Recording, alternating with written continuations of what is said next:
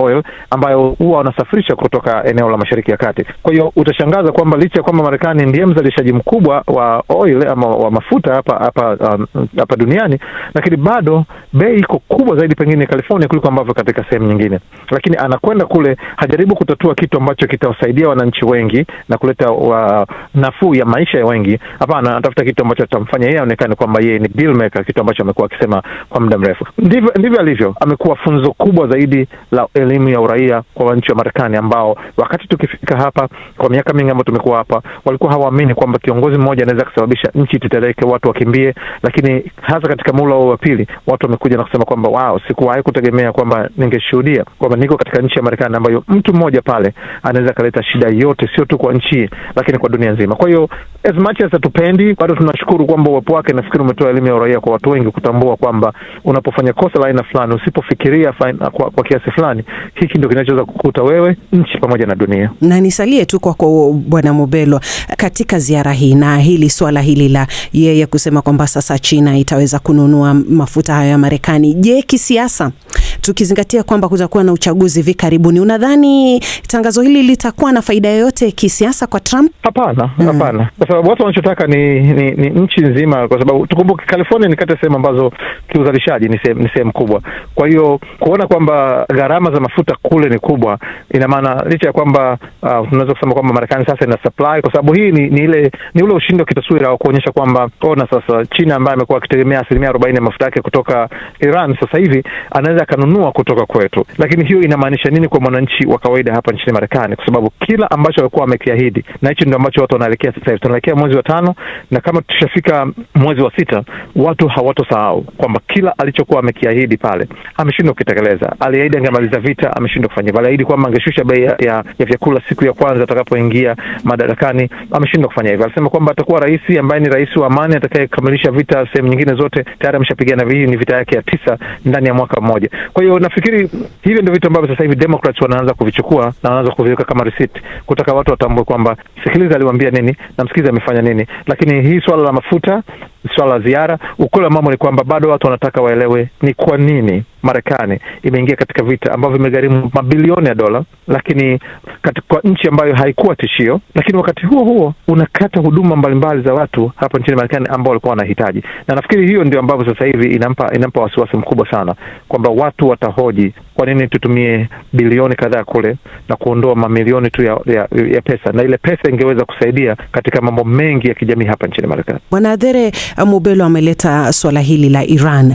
Unadhani kauli ya Trump kwamba Xi Jinping ameahidi kuizuia China kuipatia Iran vifaa vya kijeshi, unadhani ina uzito gani kisiasa na kidiplomasia, tukizingatia kwamba China imekuwa mshirika muhimu wa Iran kwa muda mrefu sana? Cha muhimu ni kwamba China na Marekani kwa sasa wote wana interest kubwa ya kuona kwamba ile vita imekamilika. Na Bwana Trump alipoenda kule, unajua walipoanza walifikiria ni kazi rahisi, labda utapigwa Iran wiki fulani, wiki chache, alafu hiyo masuala inaisha. Ndio maana hata hii ziara yake ilikuwa imecheleweshwa, kwa sababu alitaka kuenda Uchina mapema zaidi, lakini kutokana na ile vita tena sasa akaiarisha jambo. Sasa ameikamilisha.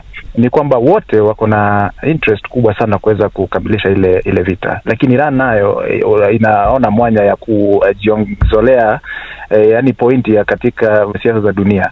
Kwa hivyo wanafikiri kule kuungana na kuelewana. I think azimio kubwa sana ambayo imetokea ni kwamba wote wawili hao marais wamekubaliana ya kwamba hawataruhusu Iran kuwe na zile dhana za kinyuklia.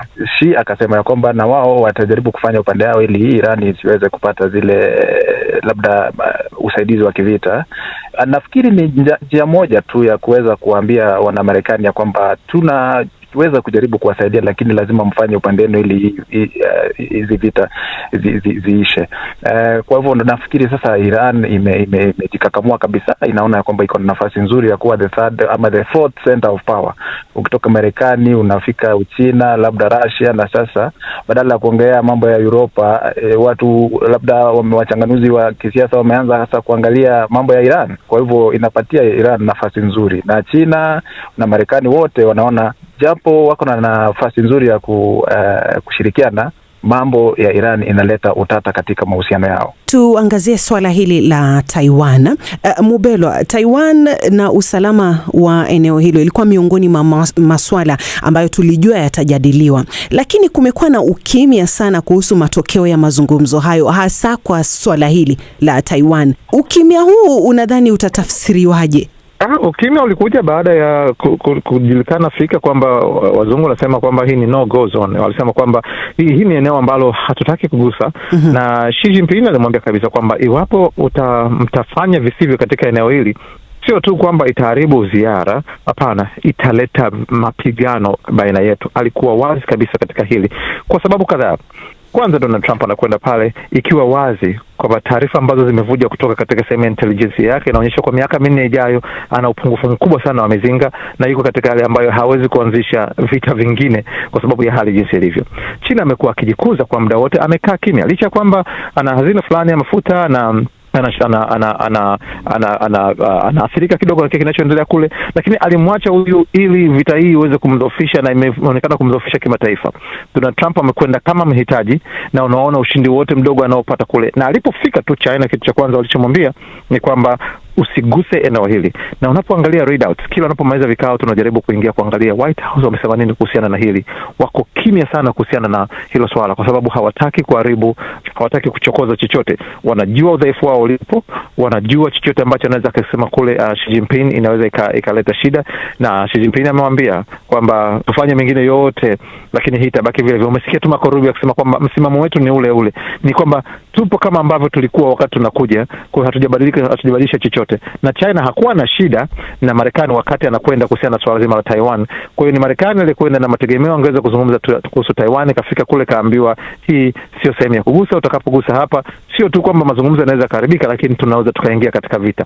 Na anatambua kwamba hana uwezo sasa hivi wa kivita wa kupambana na China wakati Iran anaendelea kumkimbiza na sehemu nyingine. Kwa hiyo nafikiri ni bahati mbaya sana kwamba Trump amekwenda katika eneo la makubaliano akiwa na udhaifu mwingi sana, na amepewa baadhi ya vitu kuweza kukimbia kufurahi navyo, vitu kadhaa kuonyesha kwamba kuna ushindi, lakini si katika swala la Taiwan, na aliambiwa kwamba huu si mstari ambao unatakiwa kuugusa. Hii inaweka wapi Marekani kama taifa? Tunaona kwamba kwanza Trump alifanya mazungumzo na rais wa Urusi Vladimir Putin, lakini inakaa ni kama Vladimir Putin hajalegeza msimamo wake kuhusu masuala ya Ukraine. Kwa hivyo mzozo huo bado uko hivyo. Kisha kukawa na yale mazungumzo ambayo yalipangwa Pakistan, akatuma wajumbe kwenda kule lakini hayakufanikiwa, na kila wakati wadadisi wanasema kwamba anaenda kwenye meza ya mazungumzo akiwa katika udhaifu. Hii inaelezea vipi Marekani kwa sasa na diplomasia yake ilionayo sasa? Nafikiri kwa sasa Marekani inaonekana udhaifu, na udhaifu wao unatokana na ile kutokuwa na ile strategy mzuri ya aidha kusimamisha migogoro ama kuanzisha na kumaliza. Huwa wanaenda bila exit strategy ukiangalia mambo yao ya Iran. Kwa hivyo inaonekana Marekani chini ya Trump imeweza kuchukua nafasi ama steps ambazo kwa kweli hazina misingi aidha ya kisheria. Kule nyumbani unajua ya kwamba bado kuna mgogoro kuhusu ile nafasi ya sheria katika ile uvamizi wa Iran. Na vile vile upande wa Russia, Trump mara nyingi huwa anaweka personal diplomacy ahead of statecraft ama serious strategy. Kwa hivyo hataki kusikiza wale military strategies, hataki kusikiza wale wasimamizi wa masuala ya diplomasia. Yeye mwenyewe anafanya diplomasia yake kwenye Twitter na mambo mengine na nafasi zingine. Kwa hivyo imeleta sifa mbaya kwa uongozi wa Marekani kwa sasa. Ukumbuke ya kwamba hata zile hatua zake za kwenda kule Venezuela kuweza kuchukulia uongozi wa nchi uhuru, inaonesha tabia sio nzuri katika jamii ya wana umoja wa kimataifa. Kwa hivyo nafikiri saa hizi masuala haya ni mengi, na kuna uchaguzi kule Marekani ambao unakuja. Ni azimio kubwa yake sana kuweza kupata breakthroughs katika hizi flashpoints ambazo zinaendelea katika sehemu nyingi za dunia tu. Viongozi wa Ulaya, Bwana Mubelwa, wanaonekana kuwa waangalifu sana kuhusu ukaribu huu wa Marekani na China. Je, unadhani mataifa ya Ulaya yanaweza kuwa kwamba wanahofu kwamba wanasukumwa pembeni katika siasa za dunia, ama wao vile vile wanajizatiti kivyao na wanajiamini? Kwanza alishasukuma pembeni. Donald Trump amezungumza mengi mabaya kuwahusu. Amekuwa akiyatambulisha kwa namna tofauti, hasa namna za kidhaifu. Tumelishuhudia hilo, lakini pia wanatambua kwamba hawajui hiki kitaenda kwa muda gani, kwa sababu ni Donald Trump huyu ambaye anaweza akakusifia leo alafu kesho akakanyaga vile vile. Kwa hiyo kuna wakati ambao wanasema kwamba ukimya una thamani, na kama unachotaka kusema hakina thamani zaidi ya ukimya, afadhali uendelee kukaa kimya.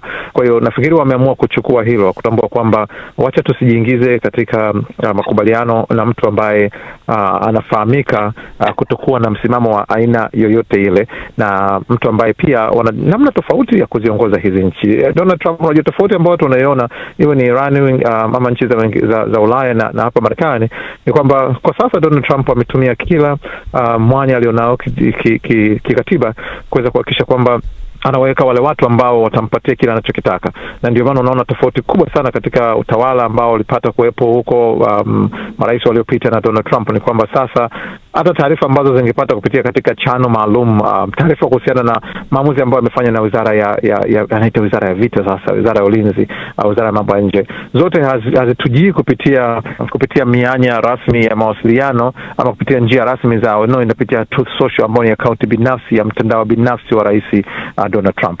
Kwa hiyo hivi sasa imeshakuwa hivyo kwamba hata mataifa mengine yameanza kutambua kwamba tuingie pale tu ambapo tunalazimika kuingia, hasa kama jambo ambalo tunakwenda kulizungumzia ama kwenda kufanya maamuzi haya yanaweza yakaathiri kwa muda mrefu. Baada ya haya maneno makubwa ambayo yametumiwa na viongozi hawa, unajua ziara hii imekuwa ya kihistoria, isiyosahaulika, lakini sisi wengine ama mataifa mengine yanafaa kupima mafanikio ya ziara hii kwa matokeo ambayo kama yapi hivi ambayo yataonekana kwa wiki zijazo, hata labda miezi ijayo. Kikubwa anachokileta Donald Trump hapa ni Marekani kwanza, sera zake. Kuna swala zima la kwamba kama kutoka kuna aina fulani ya utengemavu hivi sasa, soko la hisa ambalo linaendesha uchumi katika sehemu nyingi sana linaweza likaboreshwa. Lakini pia hiyo inaweza ikasababisha changamoto katika upande mwingine, kwamba tunaweza tukafikiri kwamba mafanikio ni nchi hizi mbili kukutana, lakini tunatambua kwamba vita ya Marekani na China wakati mwingine ilisababisha kila upande kujaribu kutafuta masoko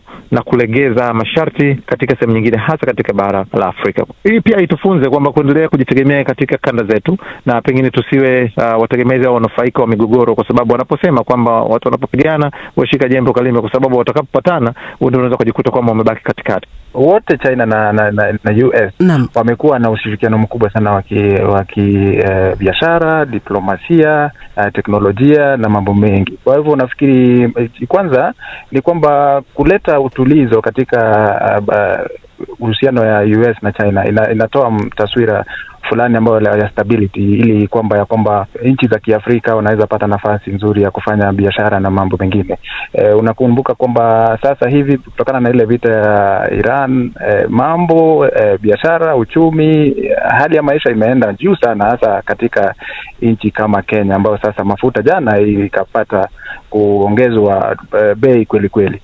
Kwa hivyo wanaposikizana, ile stability inaweza kuwaleta reprieve katika mambo ya masuala ya kiuchumi dunia kwa jumla.